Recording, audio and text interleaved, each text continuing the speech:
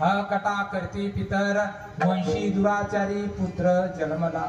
मग आम्ही तुम्ही परमार्थाकडे वळलं पाहिजे. कारण आयुष्य किती राहिलं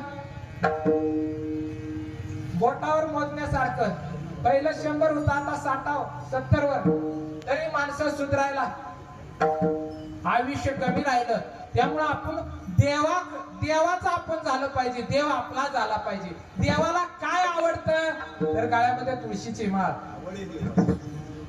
गळ्यामध्ये तुळशीचा, विवेकानं वागणं, विवेकानं जगणं, भगवंताचं नामचिंतन करणं, सर्वांचं भलं व्हावं, इतरांचं दोष न पाहणं.